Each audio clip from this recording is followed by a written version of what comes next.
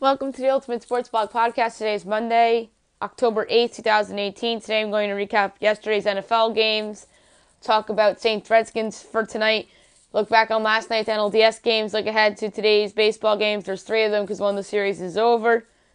Then we're going to go over the hockey results from yesterday, look ahead to tonight's slate, and go over my college football power rankings as we head into week 7 of the college football season. All right.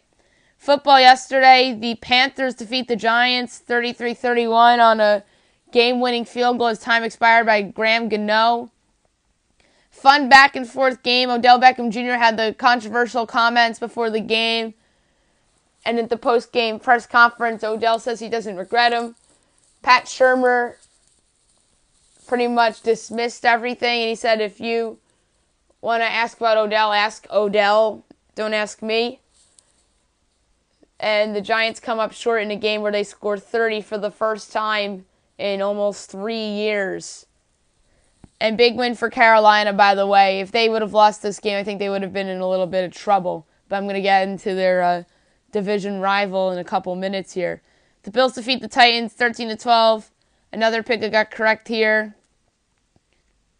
Josh Allen, not a good stat line, 10 for 19, 80 yards in a pick, but the Bills find a way to win and pull off the upset to improve to 2-3. The Steelers defeat the Falcons 41-17 in an impressive win for the Steelers. Ben Roethlisberger had a nice game. Matt Ryan had a good game, but his team fell short, and I don't want to say that they're done, unlike maybe the Giants, who are also 1-4, because Atlanta has a favorable schedule. See the Bucs on there, and they have a chance to turn it around, unlike the Giants. Although the Giants have a winnable game on Thursday night, which I'll get to in a couple minutes, or a game that I feel is winnable because of how poor the Eagles have looked. I'll get into them in a few minutes. The Jets defeat the Broncos 34-16. Impressive bounce-back win for the Jets. You can make a case this was a more impressive win than their Lions win because the Lions just quit in that game. The Broncos are a better team than the Lions. You could make a case, but the Lions did beat Green Bay, which I'll get to in a couple minutes. But good win for the Jets. Todd Bowles is at least off the hot seat for a week. Denver, meanwhile, I think Vance Joseph's seat is starting to get a little warm. The Chiefs defeated the Jaguars 30-14. Good win for Kansas City. They're still undefeated. Jacksonville's 3-2. The Lions defeat the Packers 31-23. Give Aaron Rodgers credit for leaving Green Bay hanging around a little bit in this game there toward the end. He has a lot of his receivers injured. Their defense stinks. They're probably the third best team in that division. Lions, meanwhile, oh, wait a minute. Green Bay could be the worst team in that division. You could argue that right now. Because the Lions have seemed to turn it around after that terrible Jets game. They probably should have beaten Dallas. This team probably should be 3-2, but it's the Lions, and that's a team that's finding ways to lose over the last few years. The Browns defeated the Ravens 12-9 in overtime on a game-winning field goal by Greg Joseph. They're 2-2-1. Baltimore's 3-2. Good win for the Browns. Interested to see how they do the rest of the year. The AFC North is probably the best division in the league. The Bengals defeated the Dolphins 27-17. Good come-from-behind win for Cincinnati. They came all the way back from 17-0 down the win. Give Andy Dalton some credit and that offense credit. Give that defense credit for stopping an inferior opponent. Dolphins, meanwhile, we knew they were frauds. They just had an easy schedule, took advantage of the Titans without Mariota. Raiders on the East Coast in the 1 o'clock start. And the Jets had that classic letdown game in week 2. So there's your argument for the Dolphins being a complete fraud. The Chargers defeated the Raiders 26-10. The Chargers finally win a game by double digits. Their defense played well. They turned over Derek Carr a couple times. Probably the worst performance of the year for the Raiders so far. The Cardinals defeated the 49ers 28-18. Cardinals get on the board in the win column. 49ers, probably one of the 3 worst teams in football without Jimmy Garoppolo. The Vikings defeat the Eagles 23-21. Impressive win for the Vikings, going into Lincoln Financial Field and getting the road win. Kirk Cousins has had success in the past there. That continued. Give the Eagles credit for hanging around. The Rams defeat the Seahawks 33-31. The Rams were trailing a lot in this game, and they came from behind the win.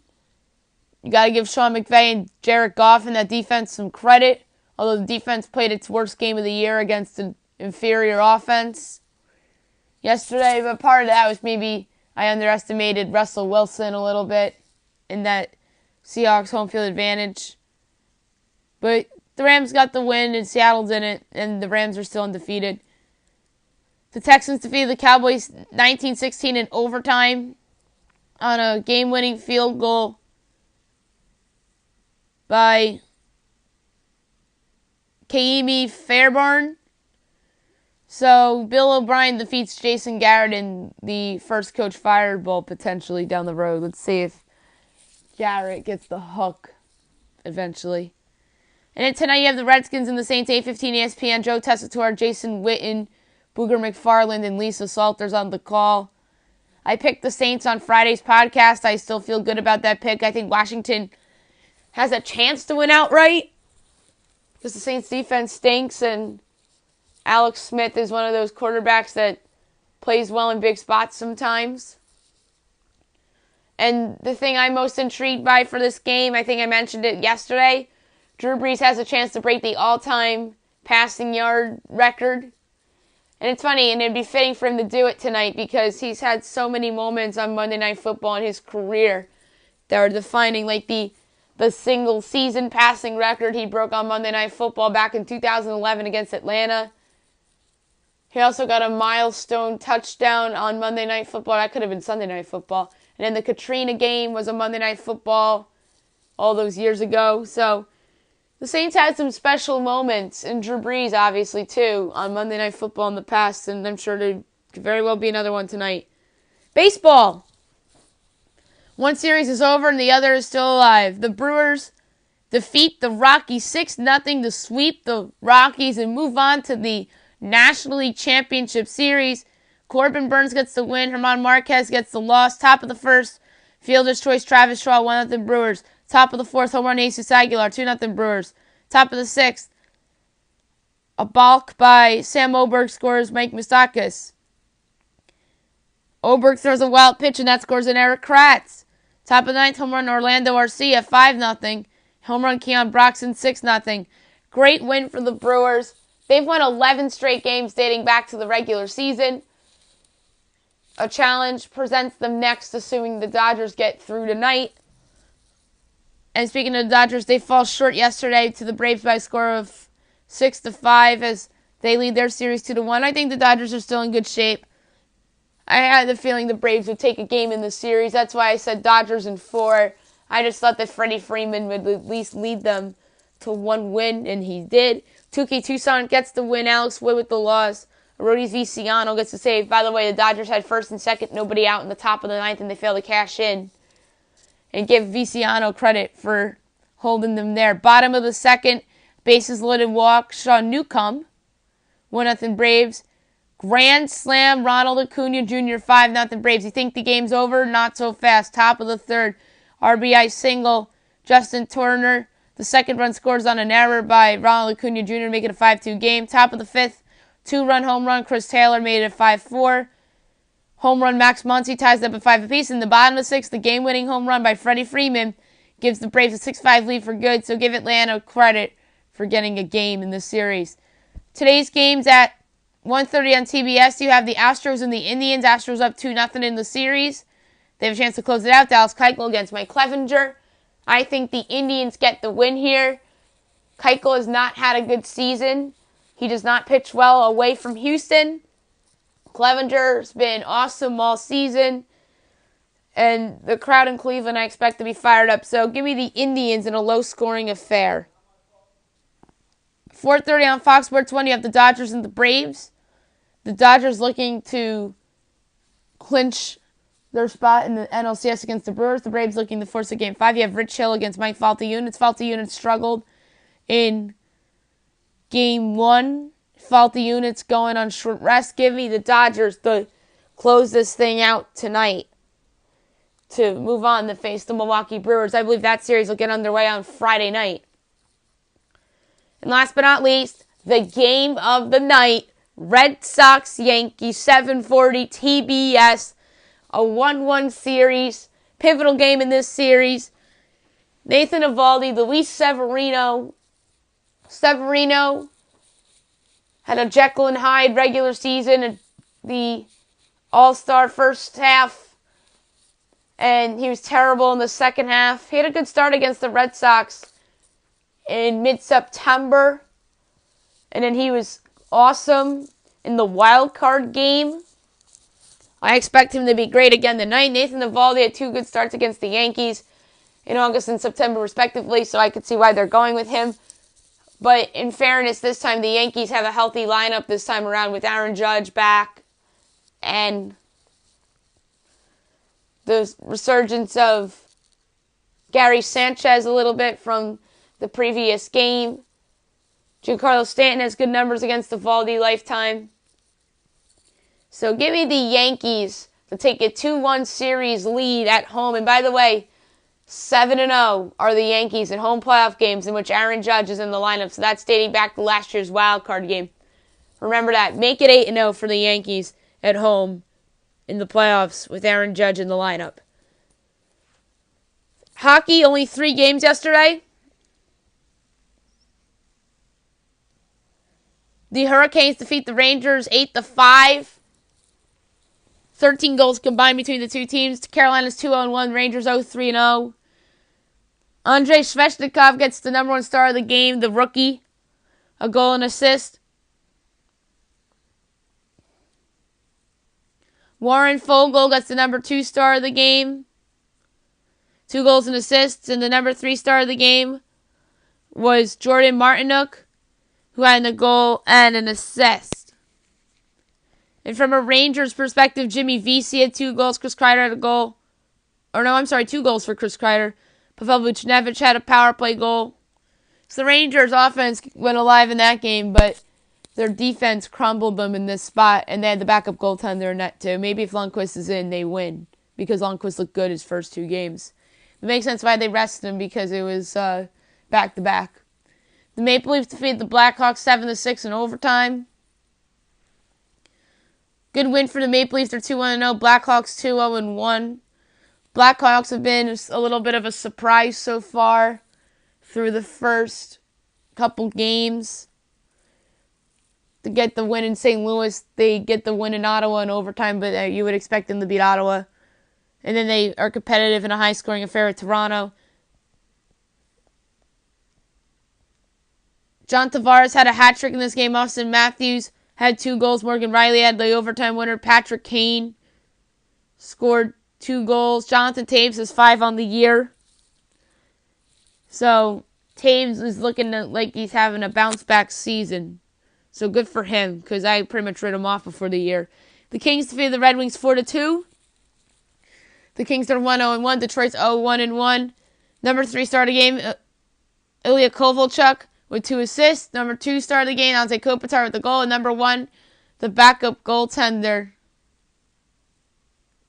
Jack Campbell, who had 36 saves on 38 shots.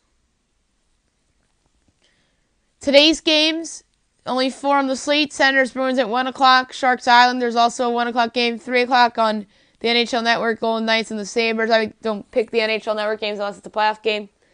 That's my rule for MLB Network games, unless if it's a playoff game as well. And then the night game at 10 o'clock, you have the Red Wings at the Ducks. So no NBCSN games today or tonight. And there's day games today because of Columbus Day. Now I'm going to do my college football power rankings. I'm going to go from 130 to 1 as I do each and every week. 130 is UTEP, 129 San Jose State. Both teams are still winless. 128 is Texas State. 127 is Rice. 126 is New Mexico State, who just got their first win of the year. Or, I'm sorry, their second. Number 125 is Kent State. 124 is Bowling Green. 123 is UConn. 122 South Alabama. 121 Tulsa. 120 Charlotte. 119 Western Kentucky. 118 Akron. 117 Central Michigan. 116 Louisiana. 115 Ball State. 114 Miami of Ohio. 113 Georgia State. 112 Rutgers. 111 Old Dominion. 110 Eastern Michigan. 109 East Carolina. 108 Kansas. 107 Massachusetts. 106 Liberty. 105 Colorado State. 104 Southern Miss. 103 UTSA. 102 UNLV. 101 Navy. 100 Wyoming. 99 Oregon State. 98 Air Force. 97 UCLA. 96 Arkansas. 95 Louisville. 94 Louisiana Tech. 93 Marshall. 92 FIU. 91 Nebraska. 90 SMU. 89 North Carolina. 88 Tulane. 87 Western Michigan. 86 Louisiana Monroe. 85 Coastal Carolina. 84 New Mexico. 83 Georgia Southern. 82 Nevada. 81 Ohio. 80 UAB. 79 Kansas State. 78 Illinois. 77 Tennessee. 76 Arkansas State. 75 FAU. 74 Middle Tennessee. 73 Toledo. 72 Northern Illinois. 71 Utah State. 70 Wake. 69 Troy. 68 Appalachian State. 67 Buffalo. 66 North Texas. 65 Vanderbilt. 64 Purdue.